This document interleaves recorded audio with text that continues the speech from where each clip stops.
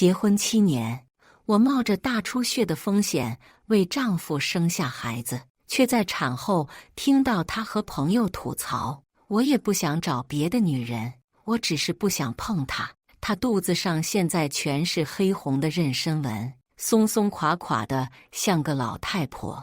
我一看到就兴致全无，真的恶心死了。亲情长相守，真情在人间。大家好，我是秋兰，欢迎观看《真情人间》。深夜，孩子已经睡下，床边塌陷了一块。宋琛回来了，被子一角被人掀开，有温热的气息迎面扑来。我试探性地环住他的腰，将身子贴了过去。阿琛，怎么回来这么晚？肌肤触碰的一瞬间，男人的身子微顿，他轻轻握住我的手，身体悄然往外挪了1公分。最近公司事情多，工作忙，小宝怎么样？我察觉到了他似有若无的躲避，微微怔愣后，却还是主动抱住了他，一只手在他腰腹间游走。小宝已经和陈妈睡下了。阿琛，你好久都没抱我了。宋琛这段时间一直很忙，总是忙到3更半夜才回来。通常那会，我已经带着孩子睡着了。算起来，我和宋琛已经足足有3个月没有夫妻生活了。我是个正常女人，所以今晚特意让保姆带着孩子睡，自己等着宋琛回来。我想他了。宋琛的身子很敏感，只要一碰到敏感地带，他就会火热滚烫。此刻，我明显感受到他呼吸声加重，情欲难耐。下一秒，他翻身附了上来，接二连三地吻落在我脖颈，耳鬓厮磨。先是温柔的抚摸，逐渐随着呼吸声的加重，略带侵略性。可就在宋琛的手探到我的小腹时，他突然停住了动作，整个人像打了个激灵一样愣住了。我也被他这一举动整懵了，肩带脱落到一半，进也不是，退也不是。阿琛，怎么了？夜色昏沉中，我看不清他的脸色，他没有出声回应我。半晌，他突然从我身上下来，背对着我，声线沉沉，只是累了，我去洗个澡。浴室里哗啦啦的水声响起，不一会儿，玻璃门就被热气腾腾的水雾覆盖。可坐在床上的我却浑身冰凉，像是被泼了一盆冷水，从头浇到尾，寒意渗进4肢百骸。期待了好久的夫妻生活，突然间就这么中断了，没有任何理由。委屈、羞耻、疑问，统统涌上心头。宋琛从我身上下来的那一瞬间，借着月光，我看到了他的眼神，眸底是淡淡的厌烦与嫌弃。为什么会这样？我掀起自己的衣服，借着淡淡夜灯，小腹上除了几条陈旧的妊娠纹，再无其他。我不明白宋琛为何会突然变成这样，对我如此冷淡。我紧紧攥着被子，咬着牙，不让眼泪掉下来。突然，宋琛放在床头的手机响了，我下意识地拿过手机，却在无意间瞥见了停留在手机页面的信息。今晚喂饱你了吗？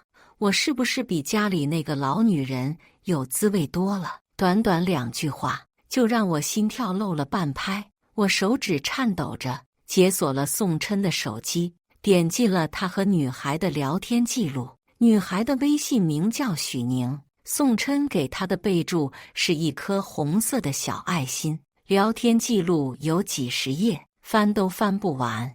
最近停留的是1周前宋琛和他的一次对话。我想你了，晚上来陪我好不好？今晚不行，他病了，我得回去看看。可是我新买了一套水手服，你昨晚在床上不是说就喜欢看我穿青春靓丽的水手服吗？女孩还发了一张照片，小姑娘满脸胶原蛋白，大眼睛，齐刘海，穿着一身颇有情趣意味的水手服，露出平坦光滑的小腹，青春靓丽。那边宋琛迟迟没有说话，直到10分钟后，他才回了句：迟点来看你。等我这才想起，上周我发烧的那晚，宋琛的确回来看我了，可很快他就说公司临时有事离开了。那晚正巧陈妈不在，宝宝又哭又闹，我拖着难受的身子，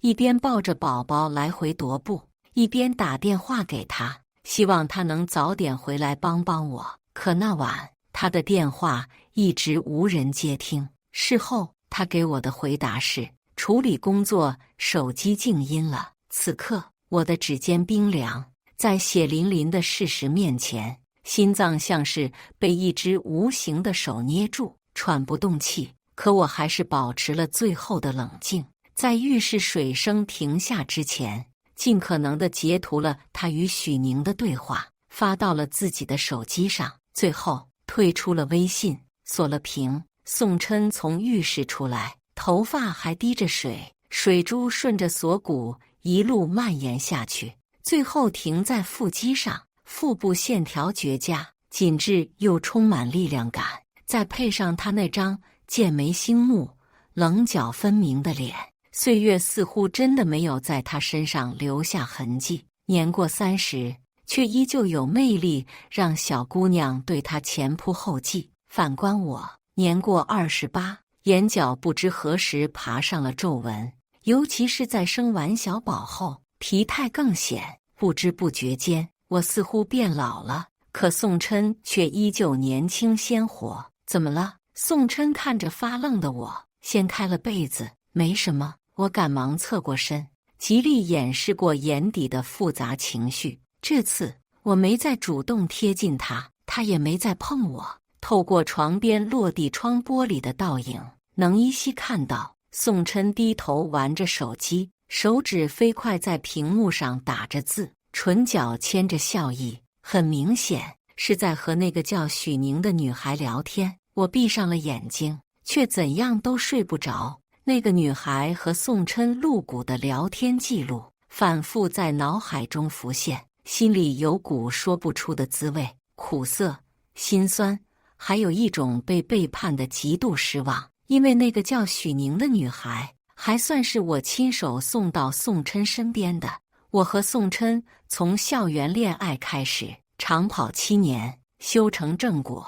这一路走来并不容易，坎坷颇多。毕业后，宋琛创立了一家公司，我和他家世都一般，缺少父母的助力，想在海市扎下根，实属不易。可饶是这样，我们也并未自怨自艾，反而更加努力，抓住一切机会，拼命往上爬。经历了多场腥风血雨、商业吞并，才有了今日宋氏企业的辉煌。说不辛苦是假的，最苦的那一年，公司资金流断裂，我陪着宋琛在春节里吃了整整1个月的泡面，以至于后来我闻到泡面味就想吐。而也正是因为自己曾经淋过雨，所以我在遇到许宁的时候，才想着为他打把伞。2年前，我去公司等宋琛下班，准备一起吃晚饭。当时的宋氏已经如日中天，宋琛也已然成为商业新贵。虽然很忙，可他依旧履行着承诺，坚持每天陪我一起吃晚饭，告诉我每天发生的趣事。他说，每天都要和老婆贴贴，和老婆汇报行程，爱老婆才会有好财运。那天在公司的门口，许宁突然拦住了我们，他递上自己的简历，深深地鞠了一躬。宋先生，请您再看一眼我的简历，给我一个机会。女孩没有抬头，鼓起勇气继续说，声音也越来越低。我真的很需要这份工作，很需要这份薪水来填补我母亲的手术费。他连看都没看他一眼，拉着我从他面前走过。那时的他眼里是没有许宁的。直到我坐到了副驾驶上，宋琛要启动车辆时，许宁像是下了很大的决心，居然拦在了车前，再次鞠躬，递上简历。这次他的腰弯得更低了。宋琛已经不耐烦了，甚至说了句：他是不是有病？是人是把他刷了。来找我做什么？可那时，我似乎从这个年轻女孩的身上看到了曾经的自己，那个为了生存不惜丢掉尊严，想尽一切办法找寻机会的自己，如同贫瘠土地里的杂草，身处困顿却依旧生命旺盛地向上生长。半晌，还是我摇下了车窗，让许宁把简历递过来。许宁抬头的一瞬间，宋琛的目光突然怔住，直到意识到失态才挪开。宋琛也发现了许宁的眉眼间与我年轻时有几分相似。我翻了翻他的简历，还算不错，做个助理绰绰有余。于是我让宋琛把他留下了，还嘱咐宋琛提前预支1个月的薪水，给他先去垫付医药费。只是我没想到，多年前自己下意识的善意之举，如今会变成利刃，狠狠刺向我，刺得我鲜血直流。清晨醒来，我下床洗漱，昨夜思绪太过混乱，直到近天明才睡着。看着镜子里的自己，眼中流露出深深的疲惫之情，仿佛已被长时间的劳累所消磨，哪里还像一个28岁的女人。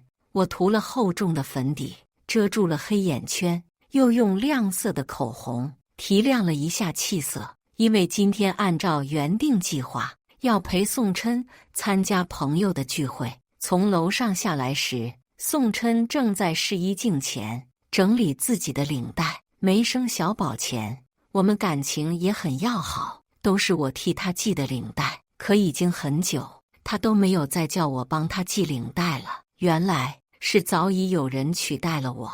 我路过他身边时，他从镜子里瞥见了我，之意：你的脸色怎么这么难看？他停下手中的动作，扭过头，上下打量着我，神色复杂，眼底眸光微转。你生了孩子后，状态一直不好。状态不好，他实际想表达的是嫌我老吧？今天的宴会就别去了吧，到时候让助理许宁替你一下。我诧异地停下脚步，深呼出一口气，垂在身侧的手攥紧了拳头。宋琛，如果我没记错，今天的聚会都是携太太一起参加，许宁是你的私人助理，让他扮演宋太太，不合适吧？宋琛见我动了怒气，敛了眸，脸色稍沉地转过身去。随便你。我没再理他，心里却酸涩得要命。宋琛此时越不想我去，我偏要去。我和他坐着车来到了聚会的地点，却在朋友别墅的门口看到了熟悉的身影，是许宁。他身穿白色的小礼服，站在清晨的寒风中瑟瑟发抖。车还没停稳，宋琛就先我一步下车。我看着他疾步走到许宁身边，脱下身上的外套披在他的肩上。许宁低下头，眼波流转，一整个娇羞的模样。正当他即将挽上宋琛的臂弯，准备进入别墅之时，我踩着高跟鞋啪嗒啪嗒地走了过去。他悬在空中的手停住了，眼里闪过一丝诧异，扭头看向宋琛。宋琛满脸无奈。很快，许宁明白了一切，立刻收回了手，态度也变得卑微。周小姐，我是来给宋先生送袖口的，昨天他落在了办公室，今早我特意送来。他低下头，楚楚可怜地说，理由完美无瑕，要不是我亲眼看见了一切，知道他们的卑劣关系，我可能还会被蒙在鼓里。我笑了笑，扬起嘴角，走上前去。周之意，我们进去吧。还未等我说什么，宋琛先开了口，拉住了我。看样子他真的很护许宁，生怕我伤他分毫。这个下意识保护性的动作，以及宋琛警觉的眼神，刺伤了我的眼睛。我上下打量了一眼宋琛，又看了一眼许宁，轻笑出声，这么紧张干什么？我只是看许小姐穿得太少了，想看她冷不冷。说罢，我拢了拢许宁身上的衣服，眼神冷冷扫过她时，她低着头，一言不发，像是受惊的小鹿。直到宋琛抬脚先离去时，他才阴恻恻地叫住我：“周小姐，如果你知道宋琛在背后对你的评价，是否还笑得出来呢？”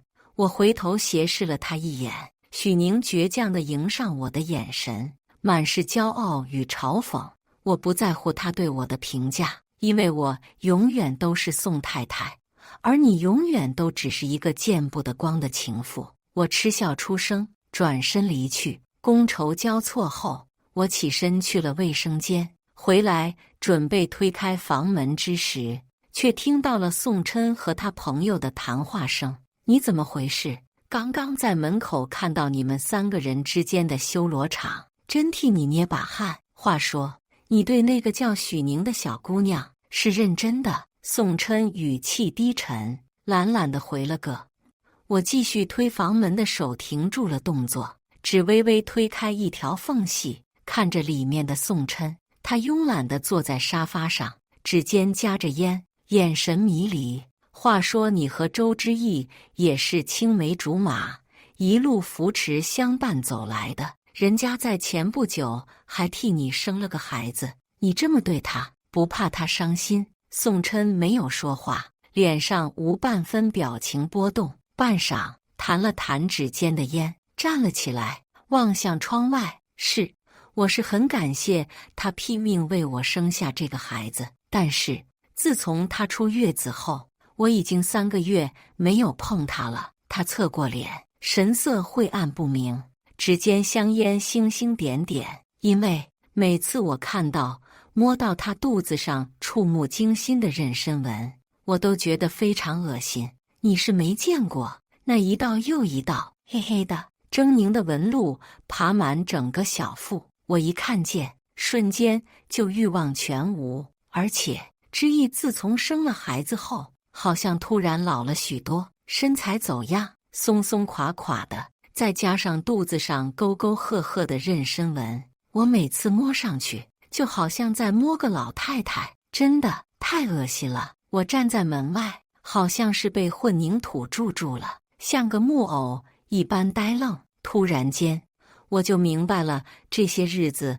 宋琛对我如此冷淡的原因，而那晚突然中断的夫妻生活，也在此刻得到了解释。原来，许宁想要耀武扬威告诉我的就是这个，说不在意都是假的。此刻我的心底被撕开一条裂缝，情绪裹挟着咸潮喷涌而出。宋琛的话如刀，一句又一句刺入我的心，白刀子进红刀子出，却又刀刀不见血。所以你不爱周之意了，所以你才找了许宁这个代餐。他分明跟以前的周之意一模一样。朋友诞生道。灯光下，宋琛吐出一口白雾，轻嗤一声：“什么爱不爱的？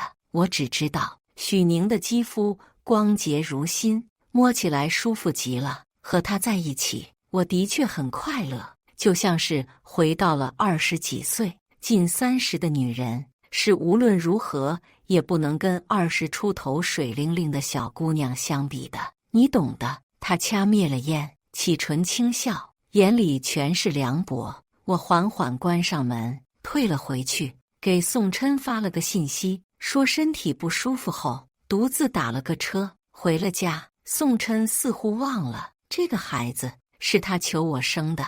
我和宋琛结婚后，其实并不着急生孩子，因为那会宋琛的公司已经走上正轨，而我自己服装设计的事业发展也如日中天，正是上升期，所以我其实是不打算在30岁之前生孩子的。可在我27岁那年，我和宋琛一起出去旅游，路上司机打了瞌睡，飞来横祸，一辆渣土车闯红灯，撞飞了我们的车。最紧要的关头，宋琛下意识地护住我，用后背替我承受了大部分的冲击。我完好无损，只有点轻伤，而他自己肋骨断了3根，头颅损伤，满脸鲜血，昏迷不醒。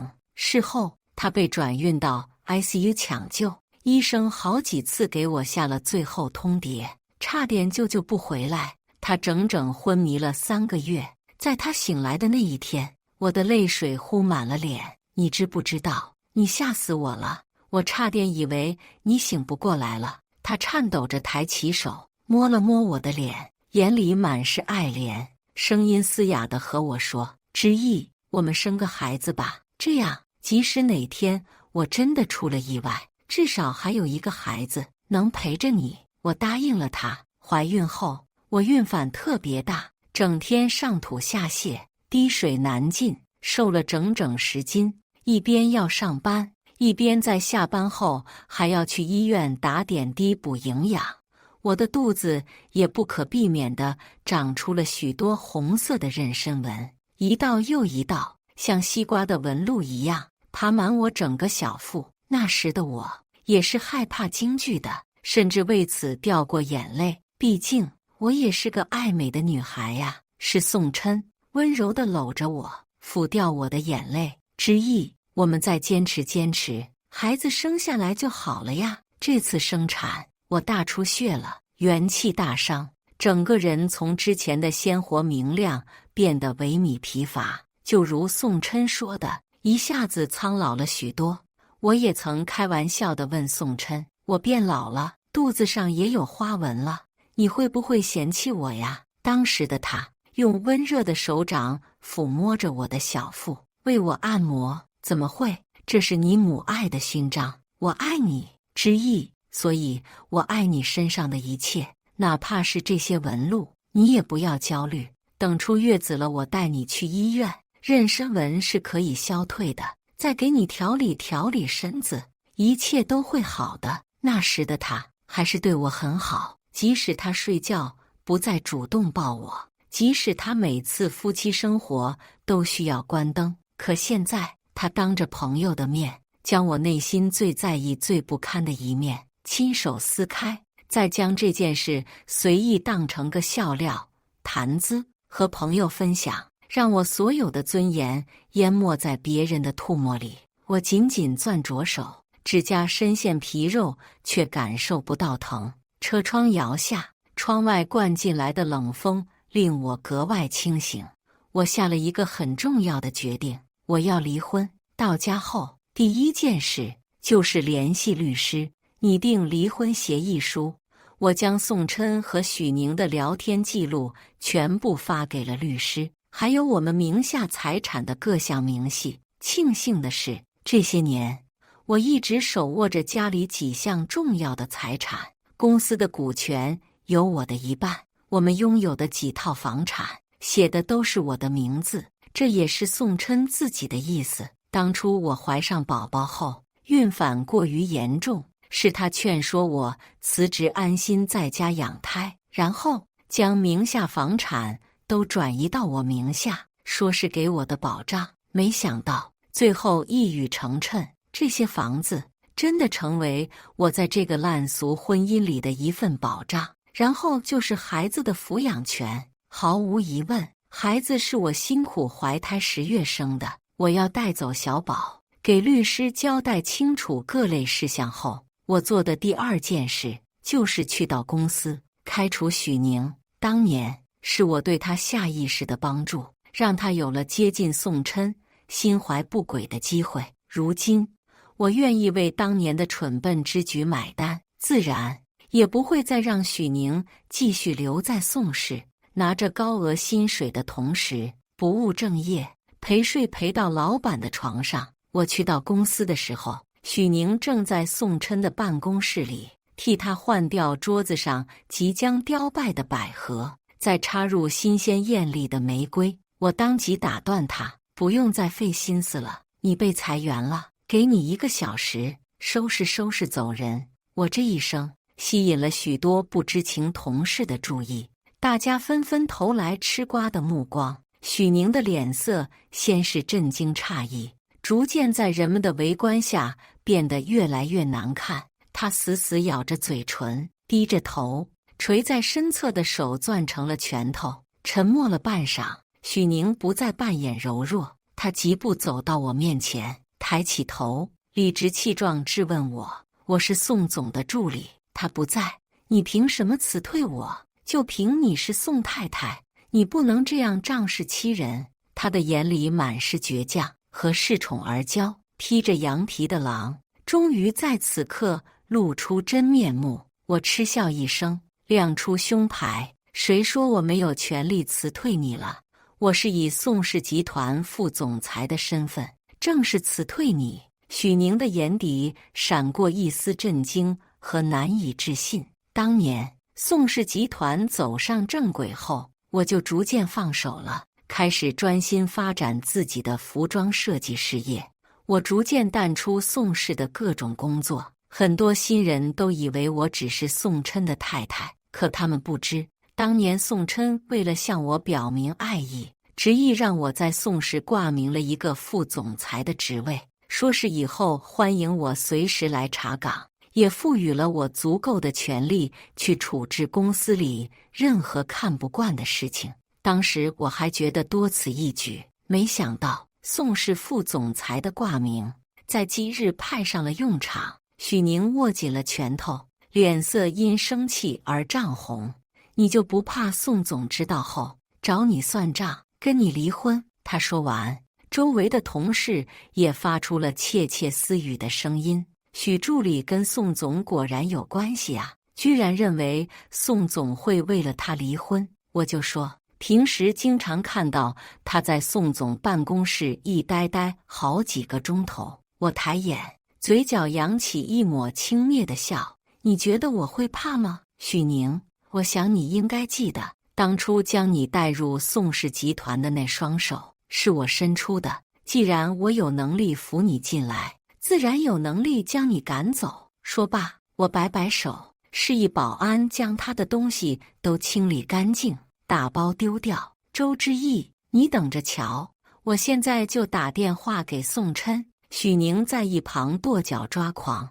我淡淡瞥了一眼发疯的他，转身离开。我刚离开公司，宋琛的电话就打了进来。电话刚接通的那一瞬间，宋琛就迫不及待地吼出了声：周之义，你去哪了？孩子呢？你把孩子带哪去了？还有，你去公司开除许宁了？你在闹什么？人家小姑娘上班上的好好的，你开除人家做什么？如果你不喜欢她，你可以跟我说，干什么要跟一个小姑娘过不去？周之义，我真的是不知道你在玩什么花样，成天在家带孩子还不够你操心吗？非要把家里、把公司搅得鸡犬不宁才满意。宋琛语速急迫，可以很明显听出他的怒意，以至于一连串说了许多对我的不满，从前从未提及的，也在今日一股脑全都说了出来。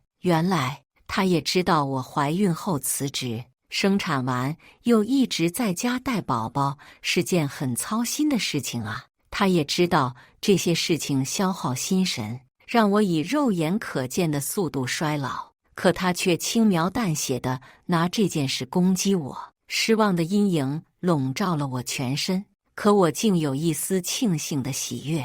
我深爱的男人早就被岁月磨洗得面目全非，也可能是我从来就没有看清他的真面目。不过幸好，我早已下了要离开的决心，而非继续在他身边沉沦不止。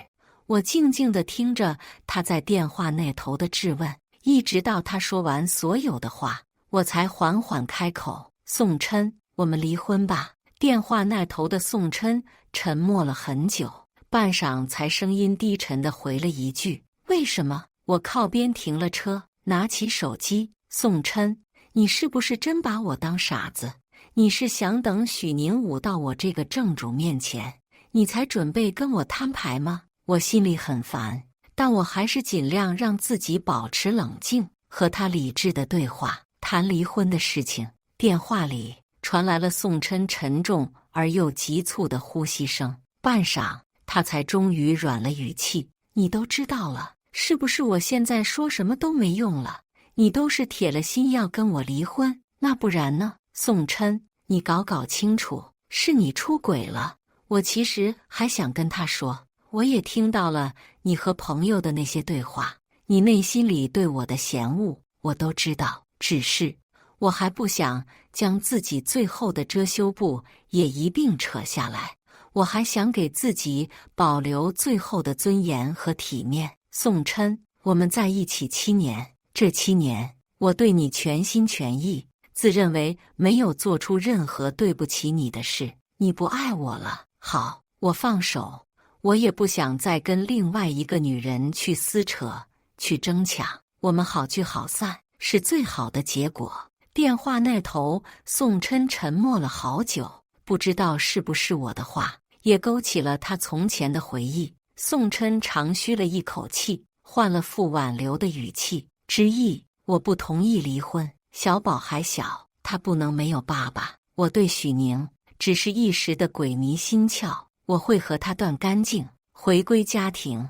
至于辞退他的事情，我同意，都随你。你现在在哪？我去找你，我们当面谈谈。我轻笑出声，眼底爬满讽刺。他竟然拿出小宝来威胁我不离婚。宋琛，你真的很好笑。小宝生下后，大部分都是我和陈妈一起带的，你呢？也就是在每天下班后回来逗逗他。你为他付出了什么？你就敢说他不能离了你？我要和你离婚，不是和你商量，是通知你，离婚协议书已经拟好了，律师很快就会发到你的邮箱，你只需要查收、签字。电话再次安静，我听见打火机轻响。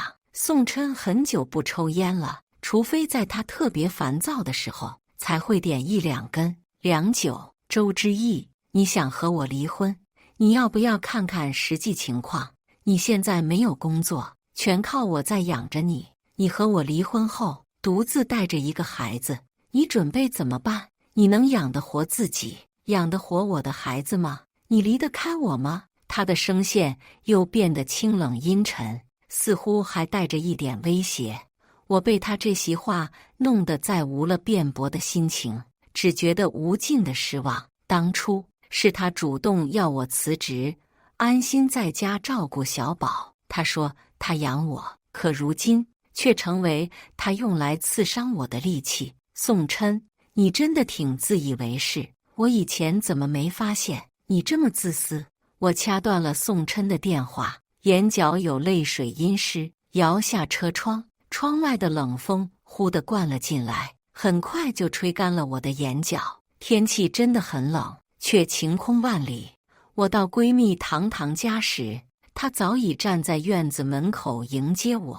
我一下车，她就跑过来抱过小宝，拎过我的行李。之意，你瘦了好多。她看着我，红了眼眶。我冲她笑了笑，抱了抱她。这晚，我们坐在暖炉旁，烤着橘子，喝了一杯又一杯红酒，说了很多。糖糖也安慰了我许多，只是我远比她以为的要坚强。之意，我差点以为你会被宋琛这个渣男伤得一蹶不振，毕竟你们可是有着7年的感情。我笑了笑，说一点也不难过，是假的。我当然也有不甘心，相爱7年的男人就这么变了心，背叛了我，换谁也无法在第一时间完全想通释怀。可我不能一直深陷自我怀疑的负面情绪中，我还有小宝要养，我必须竭尽全力将自己从这件事中抽离。我曾经深爱过他，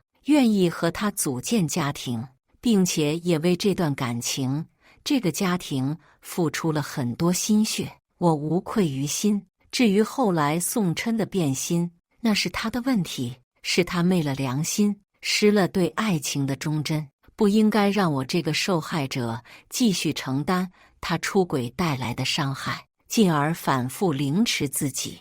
我永远不做感情里的下头狗，无所谓，他不爱我了，我就爱自己。第二天清晨，天蒙蒙亮，我就起了床，打开电脑，开始在我的工作台上写画画。宋琛说的没错，我现如今的确没有工作，没有经济来源。可他忘了，我在怀孕前从事的服装设计工作也取得了不菲的成就，就差一步，我本就可以做到设计总监的位置了。我对服装设计的热爱从未消失，我也从未真正放下我的事业。在我独自在家带小宝的那段时间，我一直关注着市场上最新的动态，经常在夜深人静时浏览最新的服装设计，默默构思，思考着，只是一个心灵的慰藉，也渴望着什么时候能再次拿起纸笔，设计出属于我的服装特色。突然间，我无比庆幸，我没有为爱蠢笨到丢掉我赖以生存的本领。宋琛给我打了一个又一个的电话，我都没有接，最后干脆拉黑了。一连好几天，我都闷在堂家，将自己脑中的灵感转化成纸上的图案，直到律师给我打电话，告诉我宋琛无论如何也不愿意签字离婚，他执意要和我当面谈。我看了一眼熟睡的小宝，无奈还是回了趟曾经的家。刚打开门，就看到门口的鞋子凌乱地放在玄关，家里乱糟糟的，一看就是好些天没有打扫的样子。宋琛弯着腰，低着头坐在沙发上，面前的烟灰缸堆满了烟头。见我进来，他站了起来，眼眶泛红。很快，他又坐了下去，缓缓开口：“之意，我们就非离婚不可吗？我已经把许宁开除了。他永远都不会再打扰我们的生活了。我很想小宝，也很想你，你带着小宝回来好不好？”我越过地上的鞋，拉了张椅子，坐在他对面，抬眼望他。好些日子没见，他似乎变得邋遢了些，衬衫都变皱了。也难怪，从前都是我在家照顾他，替他提前准备好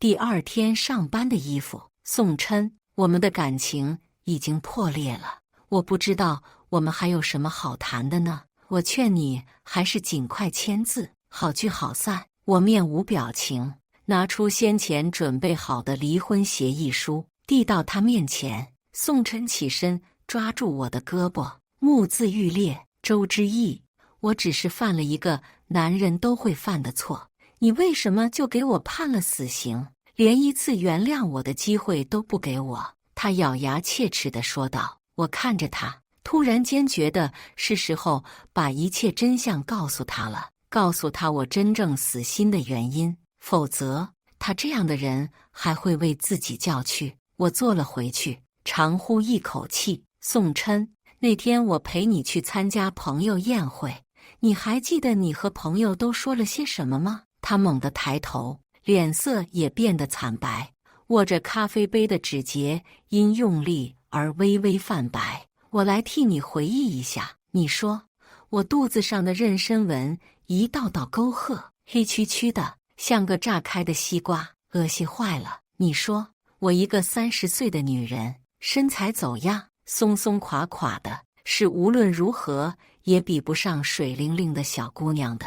我一字一句地说着，宋琛的脸色也越来越难看，他的嘴唇开始颤抖，看我的视线也不自觉挪到了地面上，刻意避着我的眼神。我抬眸看了他一眼，只觉得好笑。看来他分明知道这些话对我的伤害有多大，才会在知道我听到这些话后如此慌乱。此刻的他已经说不出什么话来了，只是张着口，怔怔地摇着头。之意，我不是那个意思，我只是随口说说，在朋友面前逞一时之快。我静静看着他表演，扑哧一声笑了出来，太好笑了。按照这个逻辑，是不是杀了人后也可以随意地说一句我只是逞一时之快，就可以避免所有的惩罚了？我觉得再也没了和他辩驳的必要，起身就要走。宋琛猛地拽住我，焦急地走到我身前。我说的是真的，我怎么会嫌弃你呢？我爱了你那么多年，那不是真的，那不是我内心所想，你相信我。之意似乎是为了急切证明自己的话，他将我抵到墙边，胡乱的吻就落了下来，堵得我差点喘不过气来。之意，我能接受你的，我和宋琛已经很久没亲热过了，他嫌弃我肚子上的妊娠纹恶心，我也嫌弃他碰了外面的女人脏。这一刻，我突然觉得胃里一阵翻江倒海，恶心极了。我拼命地捶打他，想要推开他，可他力气很大，像是执意要向我证明他对我的爱。他的手也不自觉滑进了我的衬衫，伸着就要往上探。突然，他似乎是摸到了我肚子上沟沟壑壑的妊娠纹，他像是触电一般，正在那里。我趁机猛地推开他，一巴掌甩到他的脸上，他的脸上很快就浮起了一道红印。我一边整理好衣服，一边喘着气，眼里有泪。宋琛，你真让我感到恶心，你承认吧？你的身体下意识的就是介意。说罢，将离婚协议书甩到他的脸上，签了它，否则我会告你婚内强奸。数日后，宋琛签好的离婚协议准时送到了我的手上。意外的是，他重新拟定了分割比例，将大部分身家都给了我，我也不拒绝。他婚内出轨，这是他应该付出的代价，也是我应得的。离婚的过程没什么波澜，拿离婚证的那天，我特别高兴，甚至还特意好好打扮了一番，再次穿上了许久未穿的长裙，涂上了口红。从前一直在家带小宝，被宋琛圈养在家里，那样的生活太压抑，以至于我都丧失了打扮自己的欲望。现如今，我回归单身，重新投入工作，一切又变得色彩鲜明，生动有趣起来。宋琛见到我的时候，正站在民政局门口抽着烟，他的眼底闪过一丝诧异，可很快掐灭了烟，低下头，像是极力掩饰自己的情绪。从民政局出来的时候，我倍感轻松，在路边等着闺蜜糖糖来接我一起庆祝。只是宋琛一人坐在车上，又抽了根烟，迟迟不肯走。他眼神死死地盯着我，手上的烟已经燃到了拇指，可他却浑然不知，只是眼角泛红。数月后，我设计的衣服开始逐渐做成成品，流向市场。意外的是，受到了广大女性朋友的欢迎。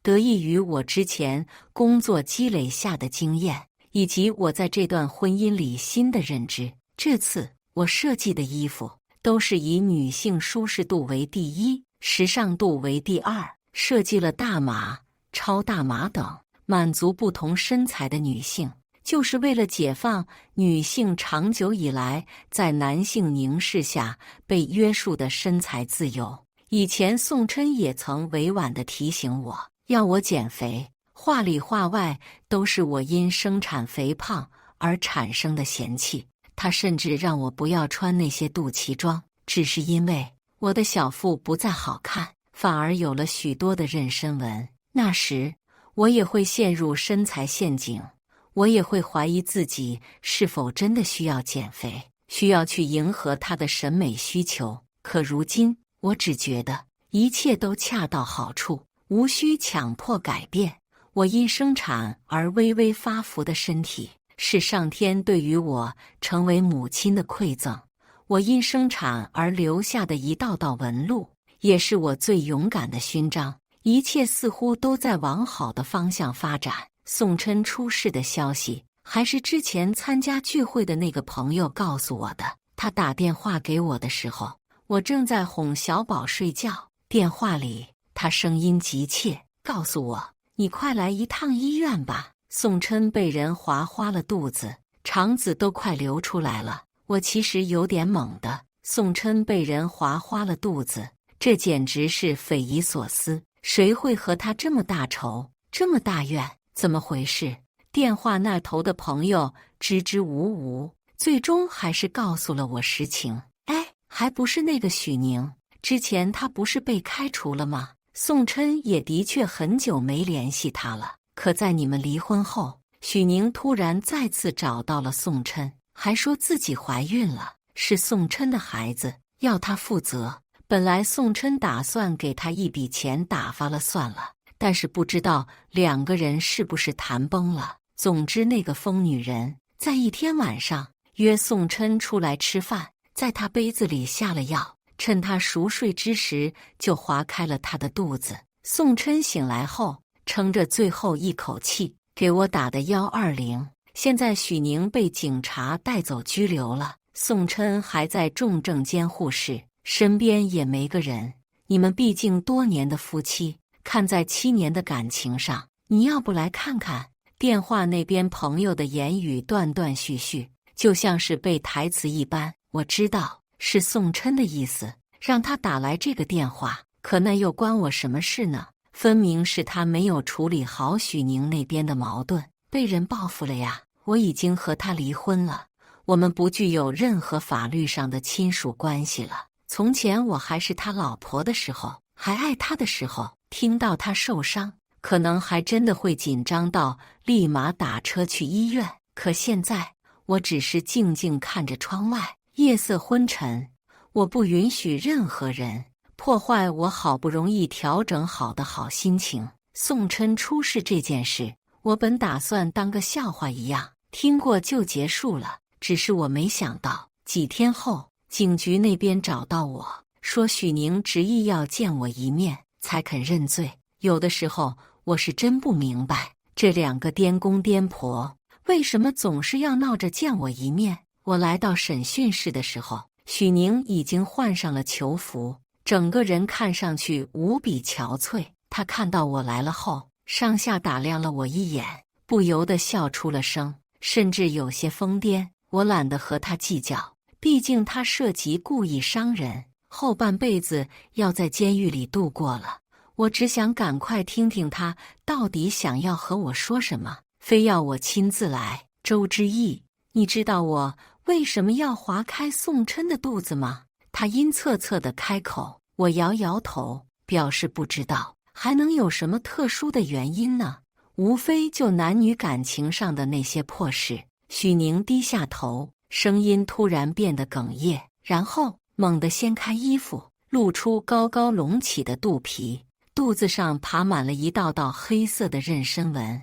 他歇斯底里地吼了出来：宋琛他算什么东西？就因为我肚子上有了妊娠纹，他就用那样嫌恶的眼神看我，甚至当着我的面说我恶心，还要我趁早拿钱打掉孩子，从他的世界消失。他怎么可以这样？